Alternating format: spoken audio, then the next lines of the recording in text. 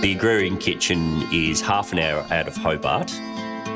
Follow the Derwent River back upstream to the lovely little town of New Norfolk. We're tucked away in Willow Court, which was Tasmania's only mental asylum.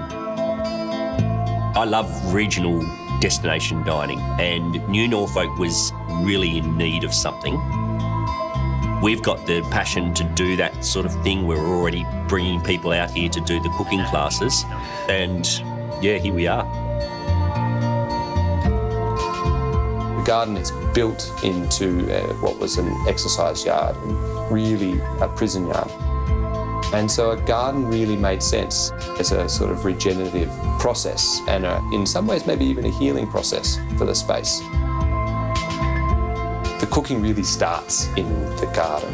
We want things to be at their best from here, because really that's half the hard work. The chefs have to do a lot less when the veg items that are coming onto their benches are already delicious. It is everything in terms of inspiration. It's almost rewiring your brain as a chef not to think about what recipe you want to cook, but to think about what's possible from what's ready in the garden. It's like anything in life. When you're restricted, that's when you get creative. While on our plate, our food might look simple. We've made the cheese. We've grown the vegetables from seed.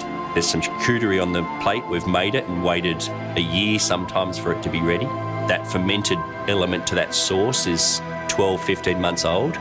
So all of those elements make it incredibly complex, but it looks simple.